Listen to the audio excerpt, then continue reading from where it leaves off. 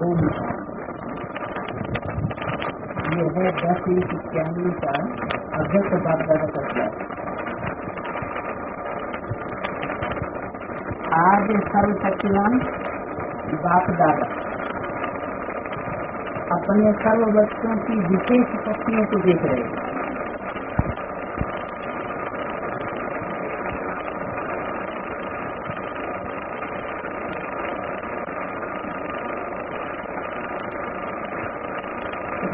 सर्वशक्तिवान बाप नहीं, सर्वशक्तिवान बाप दादा, तो सुप्रीम सोल, आत्माओं का पिता, सर्व आत्माओं का पिता। और फिर है बाप दादा, दो आत्माएं, डबल इंजन। तो सर्वशक्तिवान बाप दादा अपने सब बच्चों की विशेष शक्तियों को देख रहे हैं। साधारण शक्तियों को नहीं देख रहे, विशेष शक्तियों को देख रहे। आज के विश्व में विशेष 3 शक्तियां हैं। एक धर्म सत्ता, दूसरी राज्य सत्ता और तीसरी विज्ञान की सत्ता। तो धर्म सत्ता बेहद के ब्राह्मणों के विश्व में है धारणाओं की सत्ता। जो धर्म की धारणाएं धारण की जाती है उनकी सत्ता। और दूसरी सत्ता है ब्राह्मणों की दुनिया में राज्य सत्ता। इसके ऊपर राज्य, ब्राह्मणों को कोई दूसरे के ऊपर राज्य नहीं करना है, अपनी कर्मेंद्रियों के ऊपर राज्य सत्ता। जितना अपनी कर्मेंद्रियों के ऊपर विजय प्राप्त की उतना ही विश्व के ऊपर भी विजय ऑटोमेटिक मिलती जाती। तो ब्राह्मणों के विश्व में भी दूसरी सत्ता हुई राज्य सत्ता। अपनी कर्मेंद्रियों की कंट्रोलिंग पावर, उसके साथ साथ मन के ऊपर भी कंट्रोलिंग। और तीसरी विज्ञान की सत्ता।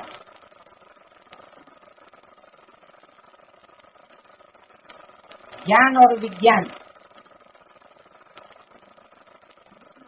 ज्ञान तो पता ही है, जो ईश्वर से जानकारी मिलती है डायरेक्ट, वो है ज्ञान। और विज्ञान क्या? भी माने विशेष, ज्ञान माने ज्ञान। ब्राह्मणों की दुनिया में विज्ञान क्या है? विशेष ज्ञान क्या है? विशेष ज्ञान है क्या? मन बनाओ, बाबा, योग।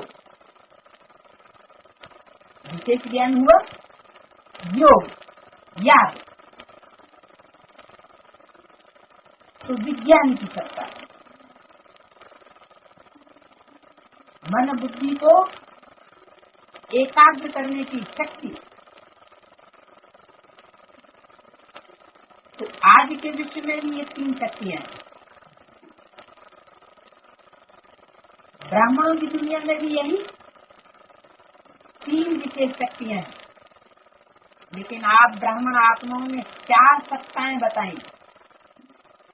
वो कौन कौन सी? पहली 3 सत्ताएं तो है ही है, साथ साथ चौथी सत्ता है श्रेष्ठ कर्मों की सत्ता।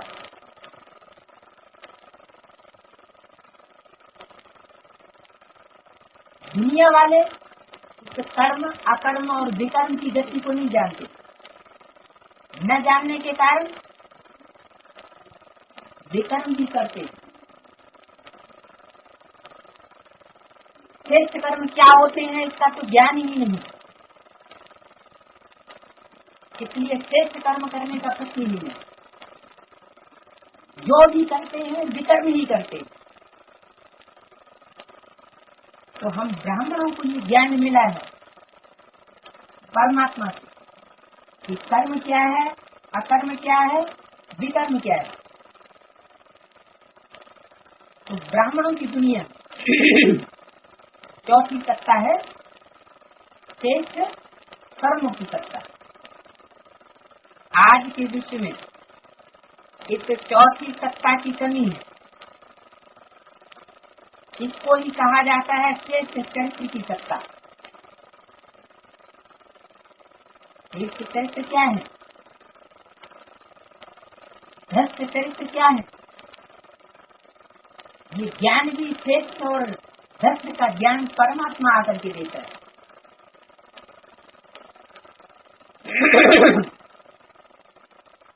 तो जो श्रेष्ठ कर्म, ज्ञान युक्त कर्म,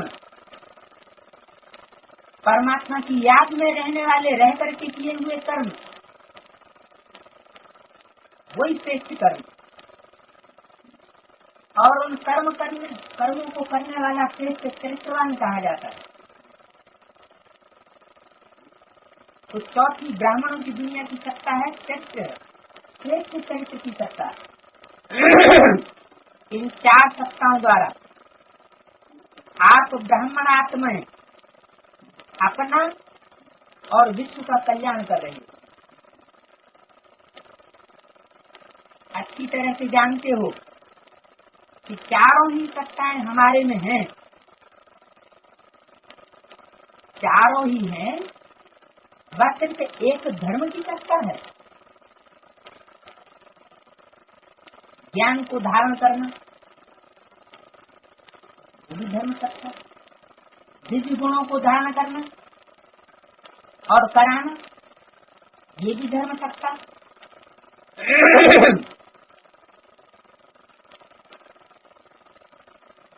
तो सिर्फ एक ही धर्म सत्ता है या चारों ही सत्ताएं हैं? पूछा। धर्म सत्ता अर्थात सदा श्रेष्ठ सुखी,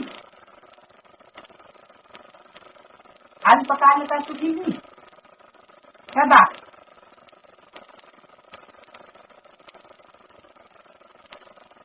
और सुख भी कोई रजो प्रधान सुख नहीं, तमो प्रधान सुख नहीं, या सतो सामान्य सुख नहीं, श्रेष्ठ सुख, सतो प्रधान,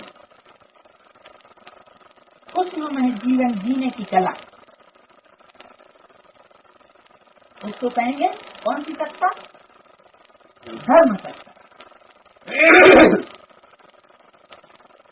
अगर दुखनुमा जीवन है, अपने दुखों का ही अंदर अंदर मंथन चलता रहता, वाचा से वर्णन चलता रहता, उसको श्रेष्ठ धर्म सत्ता नहीं चाहिए। अपने अंदर देखना है, ये श्रेष्ठ धर्म सत्ता अर्थात सदा श्रेष्ठ सुखी खुशनुमा जीवन जीने की कला आती है। इसको ही धर्म अर्थात धारणा कहा जाता है। राज्य सत्ता अर्थात अपने को और राज्य को अर्थात अपने कर्म साथियों को, राज्य को अर्थात अपने कर्म साथियों को अपने स्नेह और शक्ति के बैलेंस द्वारा सर्व प्राप्ति संतुष्टता का अधिकार दाता बन अनुभव करा। धर्म सत्ता तो समझी, राज्य सत्ता किसे बताया?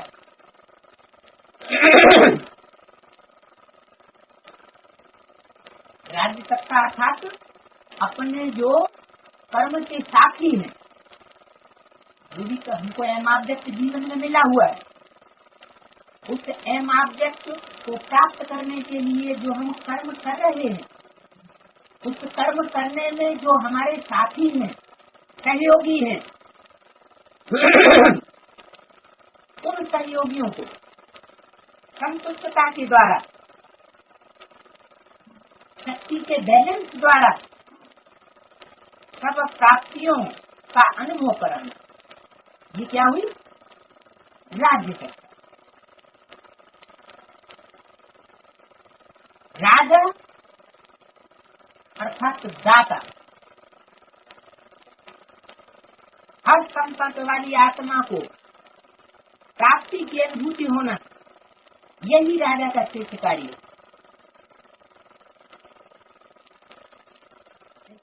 संबंध में आने वाली आत्माओं को नहीं, लेकिन संपर्क में भी आने वाली आत्माओं को प्राप्ति की अनुभूति होना, यही राजा का श्रेष्ठ कार्य है।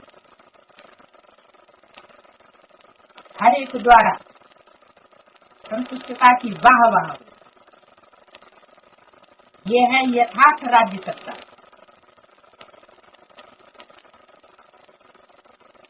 तो राज्य सत्ता अर्थात स्वयं को चलने की और औरों को चलाने की कला,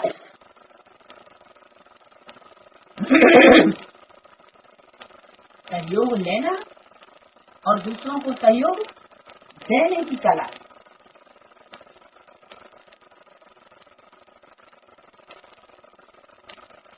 विज्ञान की सत्ता अर्थात विज्ञान द्वारा साधनों द्वारा प्रत्यक्ष फल की अनुभूति कराने की कला।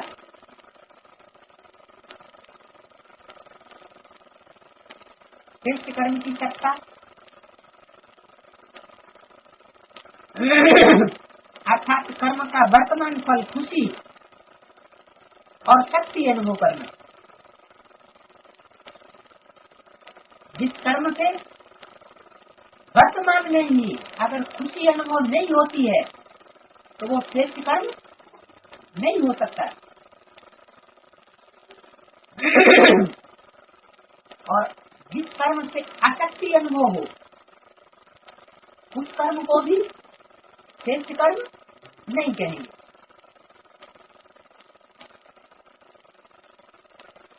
वाचा अथवा कर्मेंद्रियों से जो कर्म किए जाते हैं,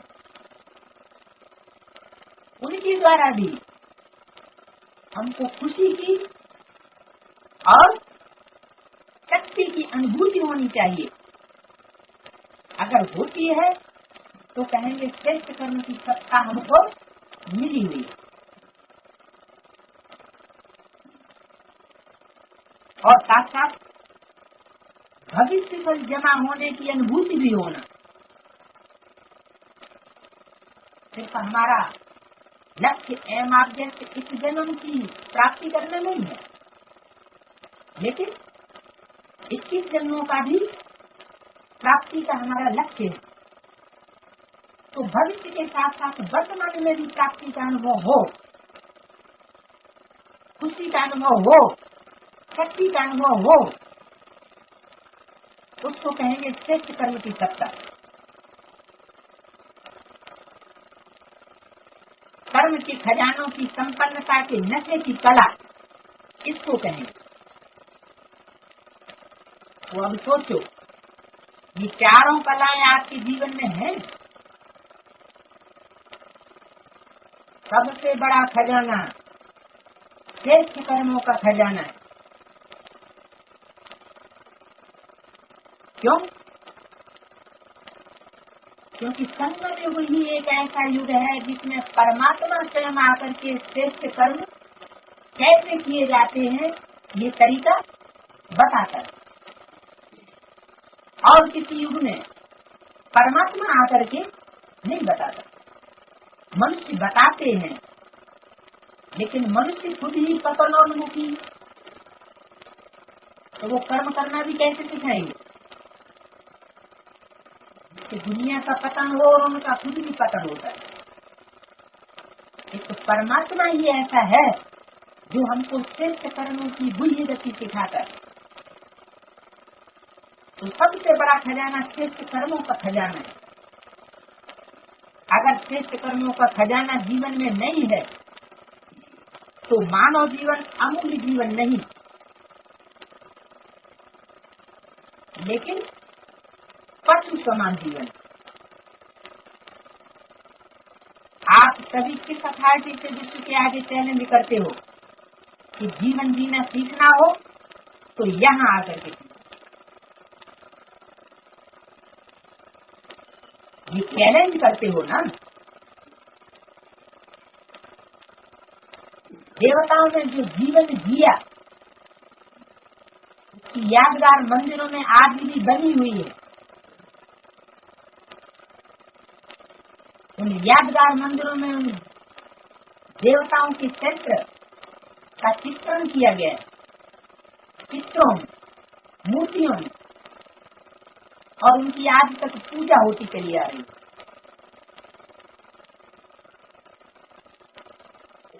हर कर्म इंद्रिय से जो जो कर्म किए हैं उन कर्मों की पूजा होती चली आ रही है।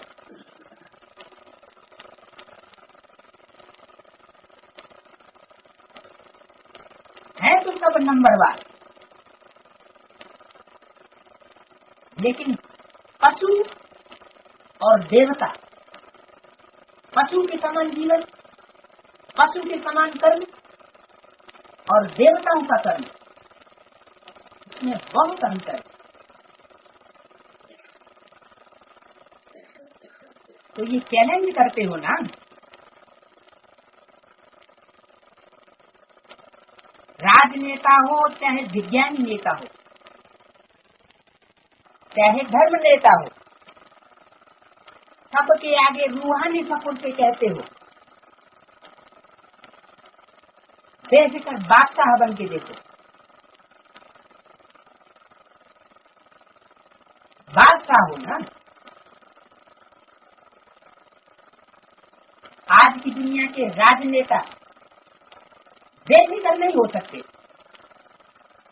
विज्ञानी नेता भी बेफिक्र नहीं हो सकते, चाहे धर्म नेता हो वो भी फिक्र से फारग नहीं हो सकते।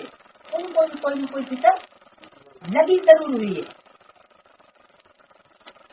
लेकिन तुम ब्राह्मण बच्चे सबके आगे रूहानी सपुर से कहते हो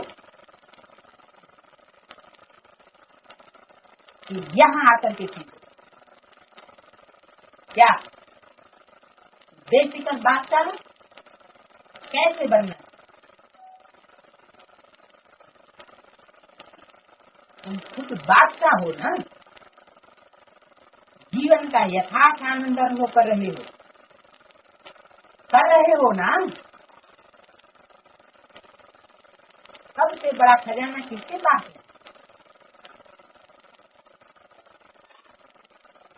हमारे पास। अथॉरिटी से कहते हो ना, क्योंकि दुनिया में 3 सत्ताएं और आपके पास 4 सत्ताएं। चौथी सत्ता कौन सी ज्यादा है? श्रेष्ठ कर्मों की सत्ता। जो श्रेष्ठ कर्म करने की कला आप ही जानते हो, दुनिया नहीं जानती। और चारों ही सत्ताओं का बैलेंस, यही बाप समान संपन्न और संपूर्ण स्थिति है।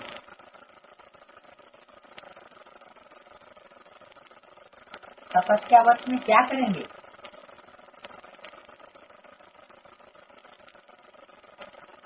कौन सा वर्ष है तपस्या वर्ष? 21।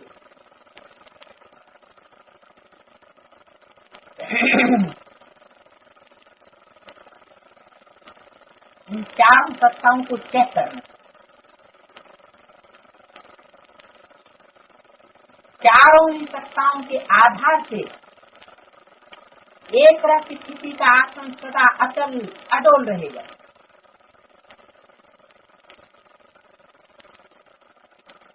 तपस्या सदैव आसन पर करते हैं। तो ये चार सत्ताओं रूपी चार पांव एक रस स्थिति के आसन को मजबूत करेंगे।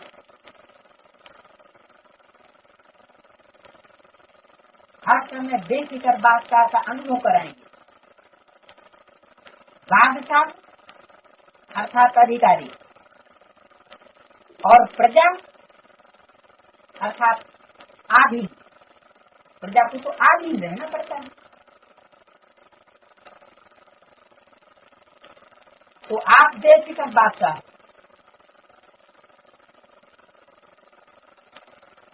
बेफिक्र प्रजा नहीं हो। क्यों? प्रजा तो वो होता है जिसको, इसके लिए बताया प्रजा मन प्रभावित। किससे प्रभावित? राजा होगा तो प्रभावित होगी, और राजा की जैसी स्थिति होगी प्रजा की भी वैसी स्थिति होगी। तो प्रजा हो गई आधीन किसके? राजा। तो प्रजा बेफिक्र नहीं कही जा सकती, क्योंकि वो तो आधीन है। तो बेफिक्र प्रजा नहीं हो, आप बेफिक्र बादशाह। क्योंकि जो राजा होता है उसका कोई आधार नहीं होता, वो किसी के अधीन नहीं होता। राजयोगी प्रजा योगी नहीं हो। आज की सत्ताधीश क्या है?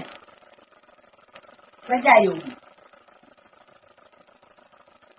प्राप्ति किससे करना है उनको? प्रजा से। और आप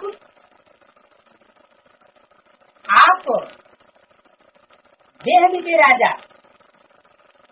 तो तन्मयुग में कोई स्थूल राजा की तो बात है ही नहीं। यहाँ तो हम सब सेवाधारी हैं। यहाँ राजा ही किसके ऊपर करनी है? अपनी कर्मेंद्रियों के ऊपर।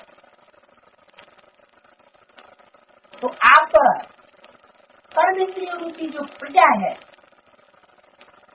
उस प्रजा के योगी नहीं हो, प्रजा के अधीन नहीं हो। बेफिक्र बादशाही की निशानी क्या दिखाई देती है? जितना अधिकारी उतना ही कर्म के सत्कारी। सिर्फ अधिकारी नहीं, अधिकार के साथ साथ कर्म के सत्कारी।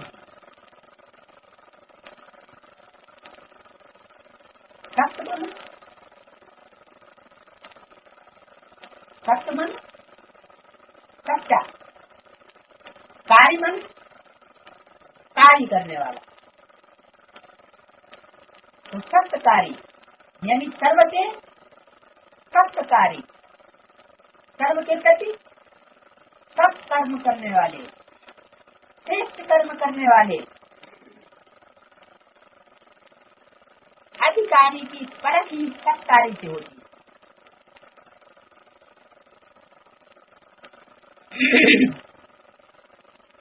अगर सत्कारी नहीं तो अधिकारी नहीं। सुनाया ना कि योगी राजा की निशानी है सर्व द्वारा संतुष्टता के पुष्पों की वर्षा हो। वाह की गीत हो।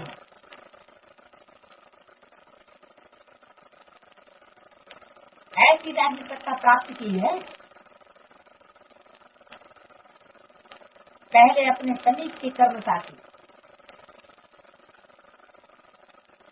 कर्मेंद्रियों को चेक करो।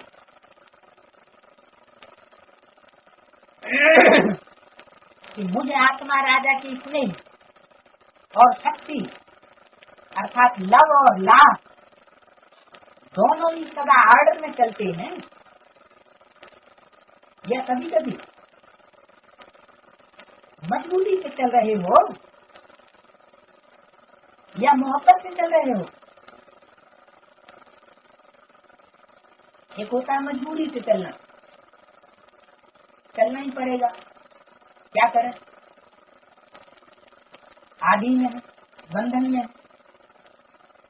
और एक है मोहब्बत से चलना। ज्यादा शक्ति किसमें है? मोहब्बत में। दिखावा मात्र है या दिल से है? दिल से होगा तो जरूर मोहब्बत होगी, अगर दिल से नहीं होगा तो सिर्फ जो भी कर्म करेंगे दूसरों को दिखाने के लिए करेंगे, मान सम्मान प्राप्ति की इच्छा से करेंगे, लेकिन दिल से नहीं करेंगे।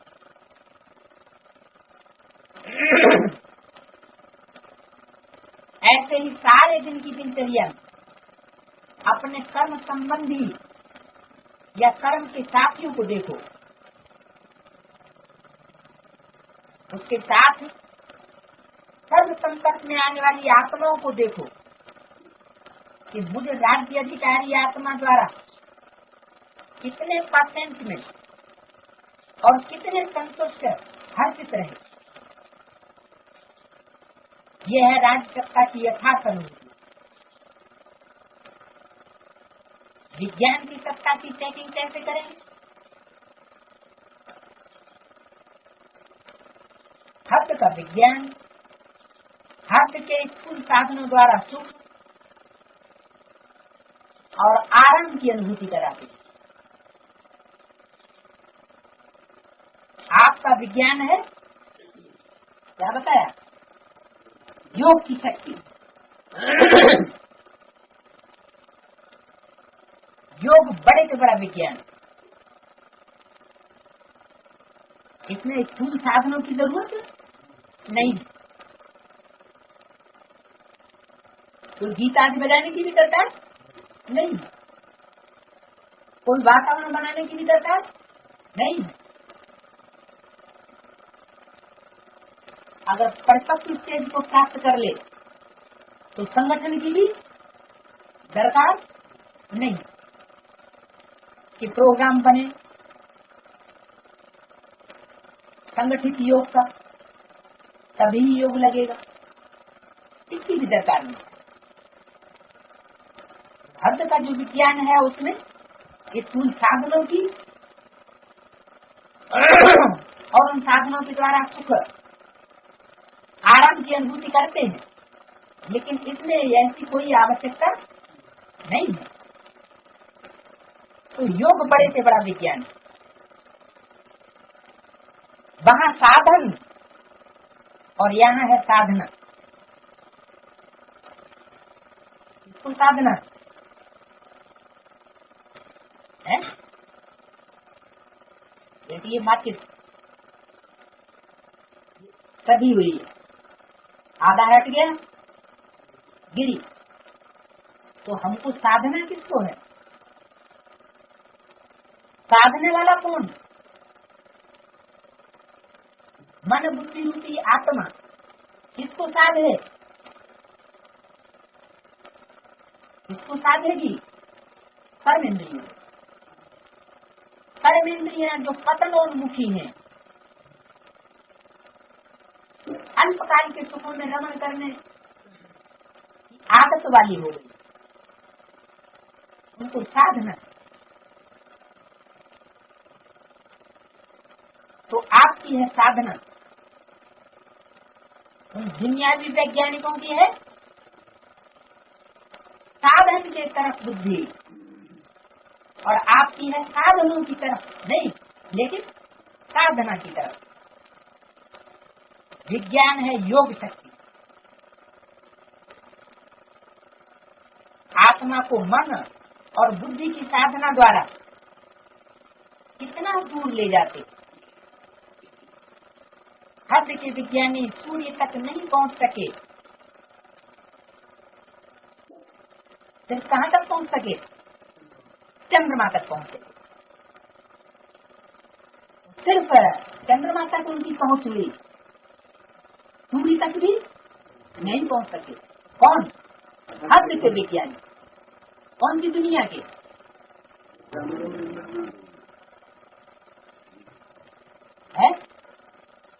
भाई दुनिया भी तो तीन हो गई। बाहर की दुनिया में अखबारों में भी कहते हैं तीन दुनिया है। तो हम ब्राह्मणों की दृष्टि में भी तीन दुनिया स्पष्ट दिखाई पड़ रही है। एक तो दुनिया है 500 करोड़ मनुष्य आत्माओं की दुनिया। दूसरी दुनिया है उन ब्राह्मणों की दुनिया जो 16,000 की लिस्ट में, जिनमें प्रजा भी है। तो राजाएं भी हैं, राजाएं तो नहीं, वो तो 108 की लिस्ट में आ गए। और दासियां भी हैं। क्या प्रजा भी है और दासियां भी हैं और राज परिवार के सदस्य भी हैं। क्या राजघराने के राज फैमिली भी है उसी में। तो ये दूसरी दुनिया हुई। और तीसरी दुनिया 108 जो श्रेष्ठ आत्माएं हैं, जिनको सारी दुनिया के सब धर्मों के मनुष्य मात्र, जिनका स्मरण करते हैं, स्मरण करते हैं आज तक, चाहे हिंदू हो, चाहे मुसलमान हो, चाहे सिख हो, चाहे ईसाई हो, हर धर्म की आत्माएं उन श्रेष्ठ आत्माओं को स्मरण करती हैं। तो वो हुई तीसरी दुनिया, यानी बीज रूप आत्माओं की दुनिया। वो बीज रूप आत्माओं की दुनिया बाप डायरेक्ट आकर के तैयार करते हैं, क्योंकि बीज में सबसे ज्यादा ताकत होती है। पत्तों में, टहनियों में, जड़ों में, तनों में इतनी ताकत नहीं हो सकती जितनी बीज में ताकत है। ये है सारी दुनिया के चुने हुए बीज, जिनसे वो माला बनती है, जो सारे विश्व को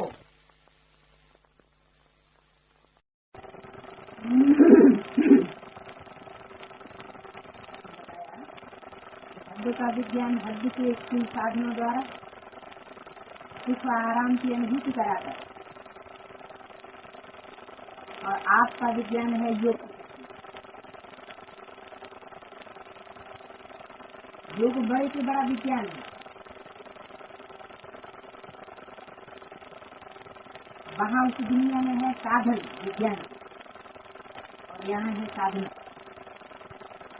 आत्मा को मन और बुद्धि की साधना द्वारा कितना दूर ले जाते,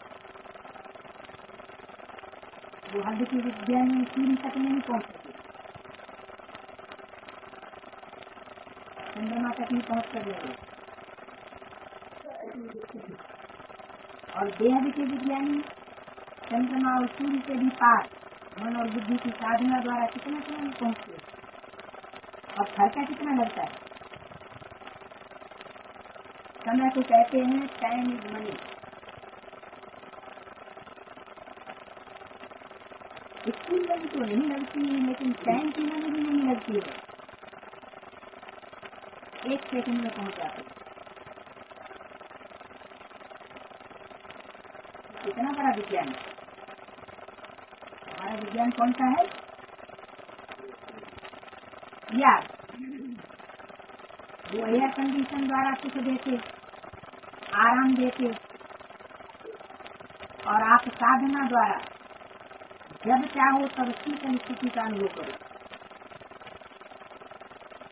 जब चाहो तब ज्वाला रूप का, शक्ति रूप का अनुभव कर सकते। हद का विज्ञान थोड़े समय के लिए आराम देने के निमित्त बनता है,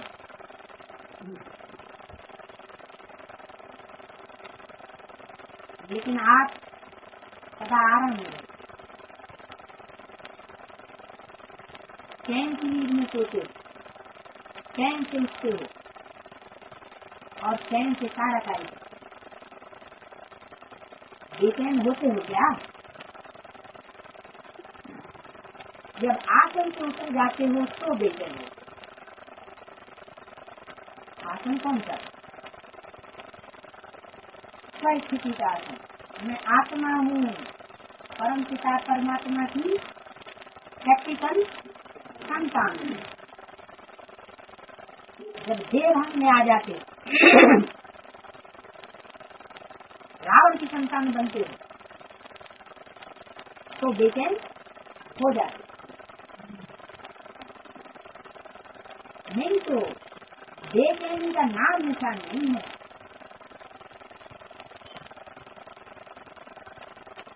विज्ञान और क्या करता है,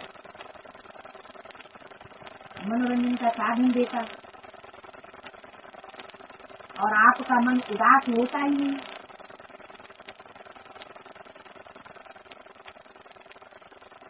मनोरंजन का साधन की तो जरूरत वहाँ जहाँ मन दुखी होता हो, और आपको तो उदास होने की जरूरत ही नहीं।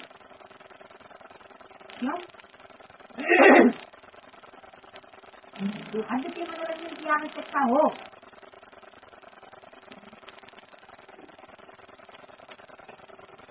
क्योंकि उदास कब होते हो जब मन के दास बनते हो।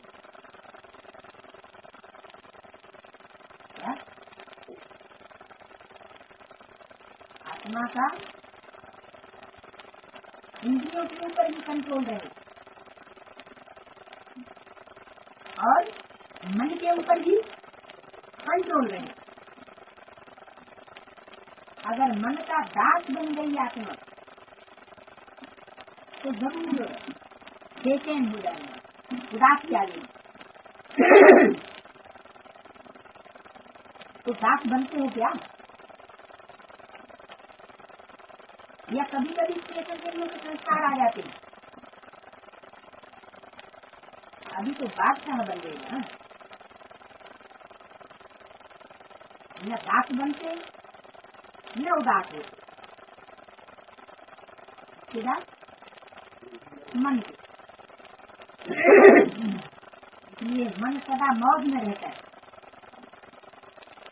एकांत में है तो भी मौज में है, और संगठन में है तो भी मौज में है। ऐसे नहीं कि संगठन मिला तो अवस्था उनकी रह गई, और संगठन से दूर हो गए तो अवस्था डाउन हो जाए। नहीं, हम तो हमेशा संगठन में है ही। कहाँ के वासी हो? मधुबन वासी, चाहे वहाँ भी रहे, लेकिन हम मधुबन वासी होकर के रहे तो सदा मौज में। तो मधुबन है बाप का घर, और बाप सदा साथ में है तो हम मधुबनवासी। सदा मौज के दाता मालिक के साथ रहते हो ना, तो कभी कभी रूठ जाते हो। रूठना वाला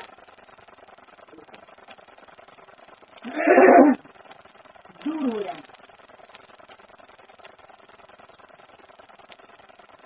तो रूठना नहीं। अगर उस रूठते रहेंगे तो सबसे दूर कौन सा धर्म हो जाता है? जो परमात्मा से कोई प्राप्ति नहीं करता, कौन सा देश है? रूठ, रूठना।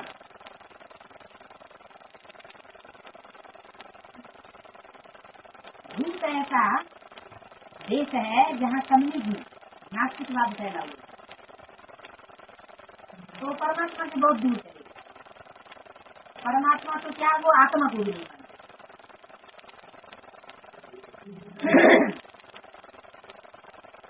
तो वहाँ राजा ही को पसंद ही नहीं करते, क्योंकि परमात्मा का वर्षा ही क्या है? राजा ही।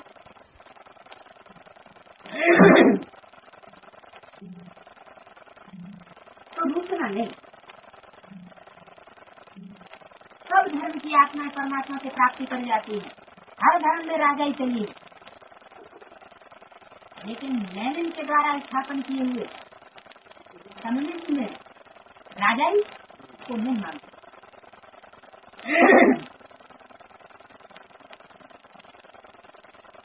तो पूछा जाते हो, रूठना नहीं। मन अथवा मुंह को फेर नहीं देना। मन को फेर दिया तो मुख भी फिर जाएगी, और जब मुख फिर गया तो जरूर बुद्धि भी फिर जाएगी, तो विपरीत बुद्धि जनक संति हो जाए। तो ऐसे चेक करो कि विज्ञान की सत्ता कहाँ तक अविनाशी रहती है। विज्ञान मन या लगन, तो लगन की सत्ता कहाँ तक अविनाशी रहती है। लगन में कहाँ तक मगन रहते हो, अविनाशी रहती है या खंडित होती रहती है। ऐसे ही धर्म की सत्ता,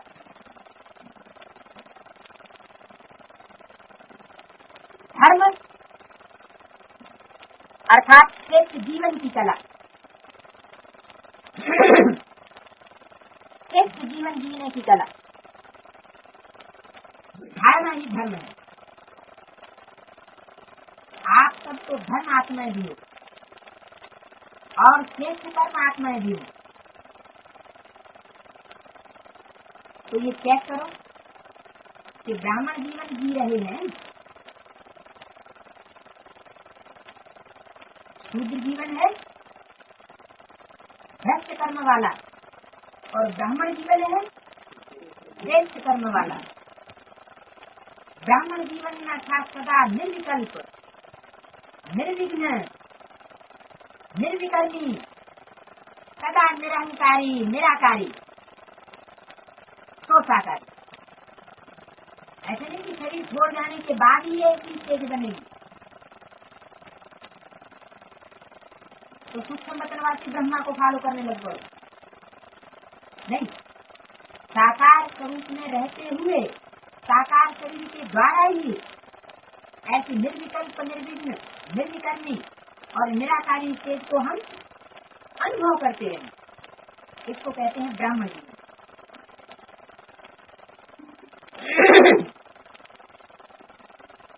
अगर संकल्प विकल्प आते रहते,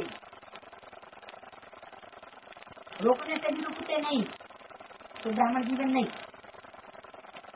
विघ्न आते रहते हैं और विघ्नों को भगाने में चैन बैठ होता रहता है, तो ब्राह्मण जीवन नहीं।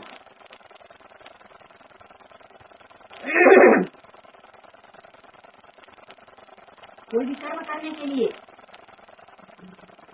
बुद्धि में आता है कि ये विकर्म है,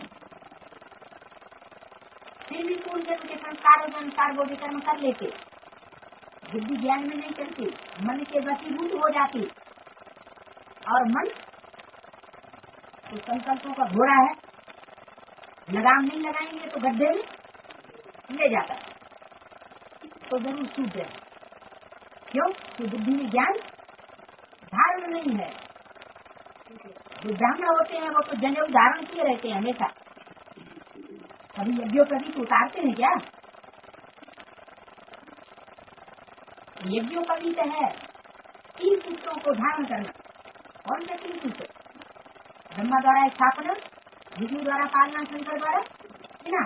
कैसे होता है, कब होता है, कौन करता है, कौन निमित्त बनते हैं, ये सारा ज्ञान अगर बुद्धि में रहता है, ऐसे ज्ञान को धारणा करने वाली श्रेष्ठ ब्राह्मण आत्माएं कभी विकल्प कर नहीं सकती।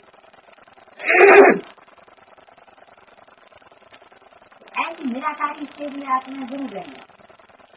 निराकारी स्टेज मन निष्कंकल्प स्टेज, और ऐसी निराकारी स्टेज कोई शरीर छोड़ने के बाद नहीं, लेकिन शरीर में रहते हुए ही। इसको कहा जाता है जीने की कला, जहाँ कोई हद की इच्छा नहीं। क्या? इस हद की दुनिया की प्राप्ति की कोई भी इच्छा नहीं। हद के वैभव मिल जाए, हद के संपर्क और संबंधी मिल जाए जो हमको मदद करें, किसी भी प्रकार की कोई हद की इच्छा नहीं। की जन्म की प्राप्ति के लिए कोई भी इच्छा नहीं, कोई अप्राप्ति नहीं। तो सदा ये गीत गाते रहो, पाना था तो पा लिया।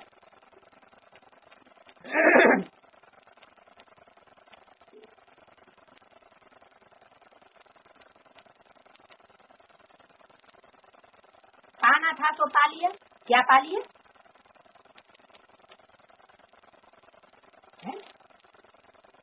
क्या पा लिया?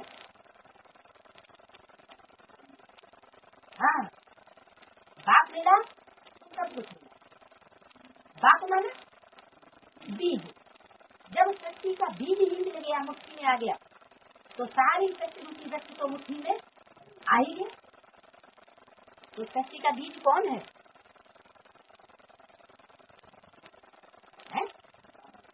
बाप। बाप तो दो हैं, बाप तो दो हैं बेहद के। हद के बाप को तो पाने का हम आवश्यक नहीं है, जो तो बच्चे बने ही थे।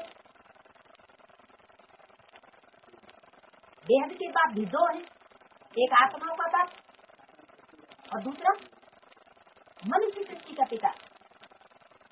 तो आत्माओं का बाप बिंदु, वो तो इब्राहिम बुद्ध साहिब भी पाए लेते हैं, लेकिन उन्हें स्वर्ग का वर्षा नहीं मिलता। और हमने किस बात को पाया? साकार तो निराकार। क्या सगुण ही अगुण ही नहीं कछु भेद है, इतना तो भक्ति मार्ग के लोग भी जानते हैं कि साकार और निराकार में हमारे लिए कोई भेद नहीं। ये भेद करना किसका काम है? ये धर्मियों का। उनकी बुद्धि में ये प्रश्न चलता रहेगा, साकार है कि निराकार है, ये निराकार बोल रहा है कि साकार बोल रहा है, ये कर्म साकार कर रहा है कि निराकार कर रहा है। न करणहार को देखेंगे न करावनहार को देखेंगे, घोटाला चलता रहेगा बुद्धि में। तो पाना था तो पा लिया, क्या पा लिया? बाप को पा लिया। ऐसे नहीं सिर्फ साकार को पा लिया, साकार सृष्टि के बाप को पा लिया नहीं, साकार सृष्टि के बाप में निराकार ज्योति बिंदु तो है ही। अगर निराकार ज्योति बिंदु न होता तो वो साकार बाप पहचानने भी नहीं आता। तो इसको कहा जाता है धर्म सत्ता, धारणाओं की सत्ता। जो पाना था तो पा लिया, ये गीत सदा बुद्धि में चलता है। अब सोचो, चारों ही सत्ताएं हैं।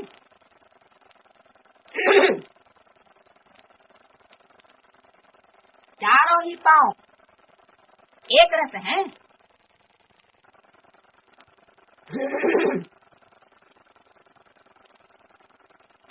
या एक रस की बजाय एक छोटा पांव और एक बड़ा पांव है। चारों पांव एक रस होंगे, चारों ही सत्ताओं में एक रस होंगे तो अचल होंगे, नहीं तो हलचल होती रहेगी।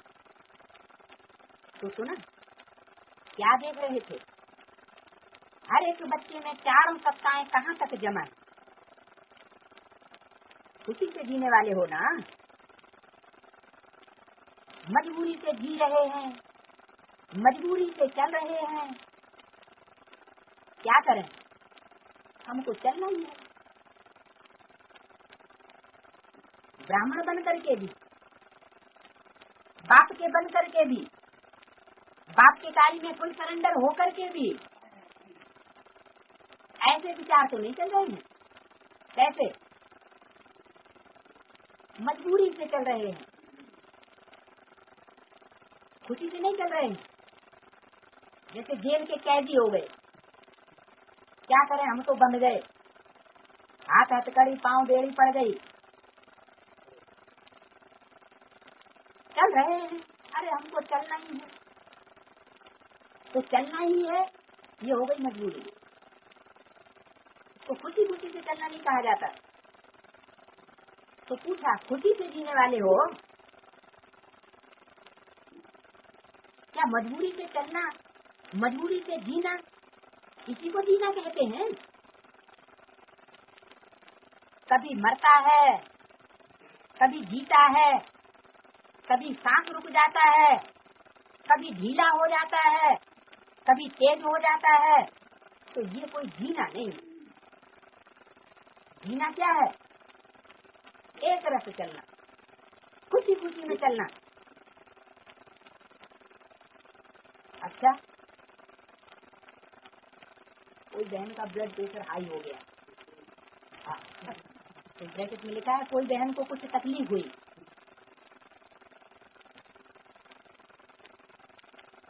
बोला सेकंड में फुल स्टॉप लगाना आता है? जो बीती तो बीती। अब हम ऐसी गलती नहीं करेंगे कि फुल स्टॉप लगाने में टाइम लगता है। बीती तो बीती, फुल स्टॉप।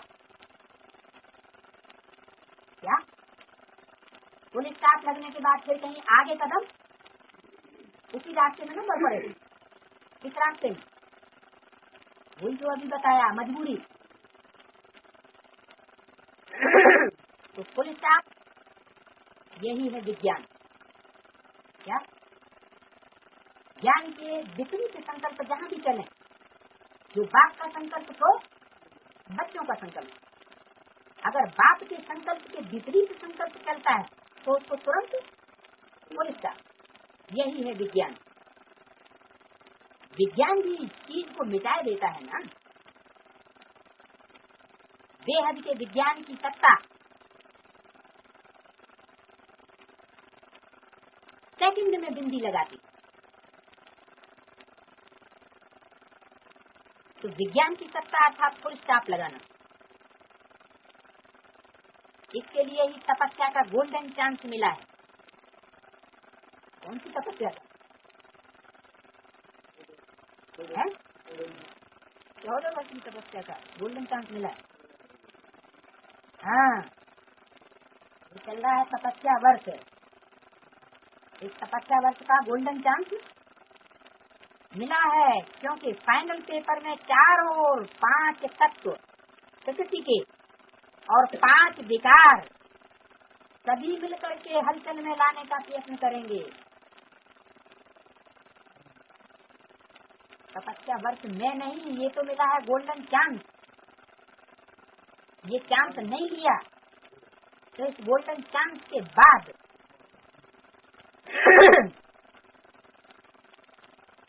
रावण के 10 सिर, क्या 5 स्त्री मुख और 5 पुरुष मुख, 5 विकार और 5 तत्व, ये 10 मिलकर के फुल फोर्स से अपना वार करेंगे।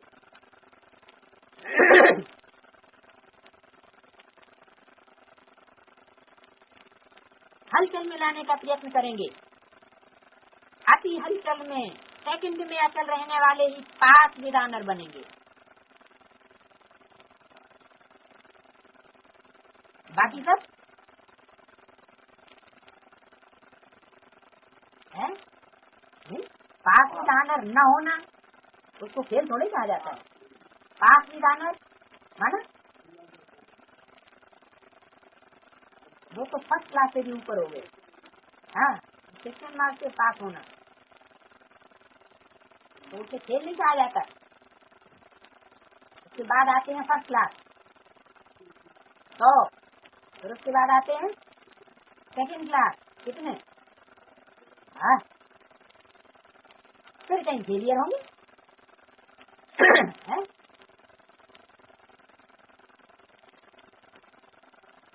तो अति हलचल में सेकंड में अचल रहने वाले ही 5 विदानर बनेंगे। ऐसे नहीं समझना कि लास्ट में एकांत में बैठ करके पेपर देना है।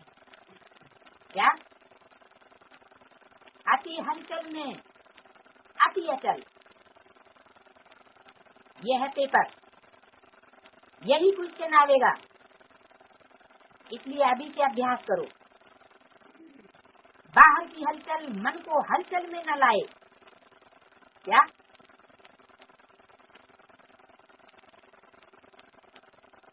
कोई भी बाहर की हलचल हो उससे मन हलचल में ना आ जाए, इसको ही कहा जाता है विजयी रतन। अच्छा, चारों ओर के श्रेष्ठ धर्म सत्ता वाली धर्म आत्माओं को, बेहद के विज्ञान सत्ता वाले साधना स्वरूप आत्माओं को साधन स्वरूप आत्माओं को नहीं कहा, साधना स्वरूप आत्माओं को, राज्य सत्ता वाले स्वराज्य अधिकारी आत्माओं को, श्रेष्ठ कर्म सत्ता वाले कर्मयोगी आत्माओं को, बाप दादा का, बेफिक्र बादशाह बनाने वाले बाप का, इसका किसका, बाप दादा कंबाइंड का, और बेफिक्र बादशाह बनाने वाले बाप का याद प्यार और नमन।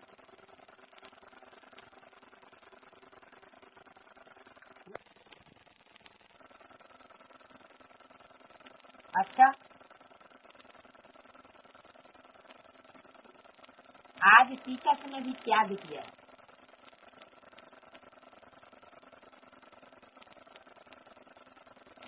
क्या किया होगा, आज किया त्याग, इससे पहले नहीं किया होगा। खास उस दिन के लिए बोला, क्या क्या किया होगा,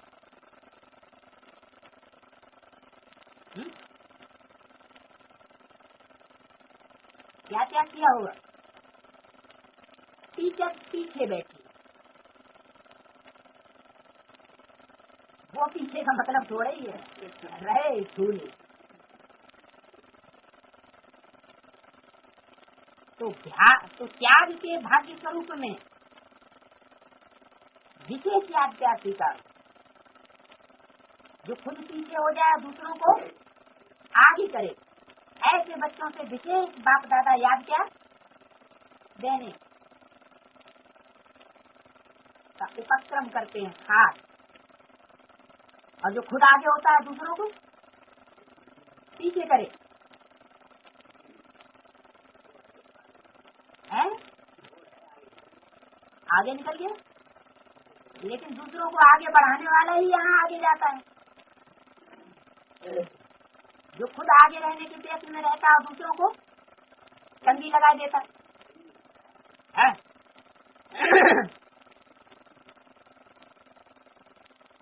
कितने वर्ष हो गए टीचर्स को, तो टीचर्स ही आगे बैठती रही।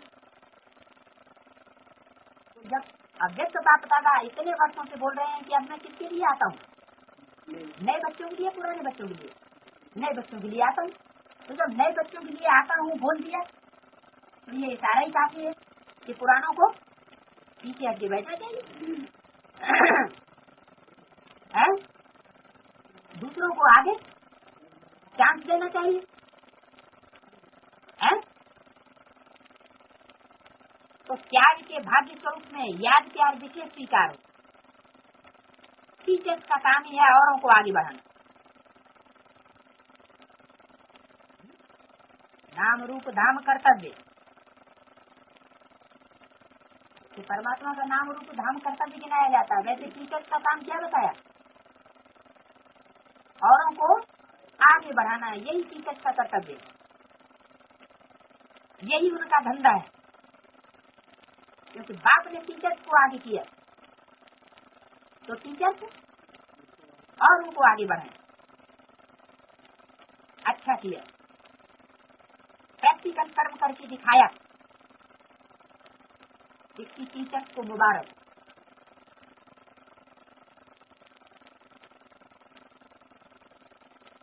अच्छा, डबल विदेशियों के भी पत्र और कार्ड बहुत आए,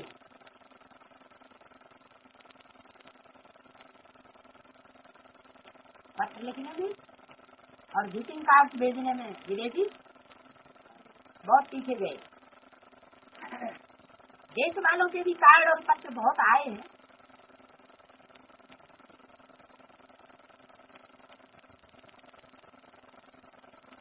ऐसे नहीं कि उनके नहीं आए हैं, उनके भी आए हैं। कार्ड कहाँ रखे हैं,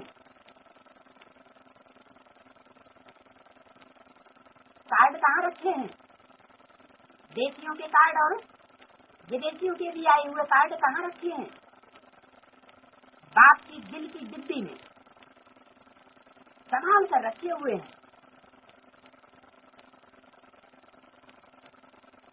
कहाँ रखे हुए हैं? डिब्बी में संभाल कर रखे हुए हैं। जिन्होंने भी नए वर्ष की विशेष याद प्यार भेजी है, उन्होंने सहित तो सभी बच्चों को नए वर्ष के हर समय की नवीनता की मुबारक हो। अब विश्व में एक एग्जाम्पल बनकर के दिखाओ कि कर्मयोगी स्थिति की क्या कमाल होती है।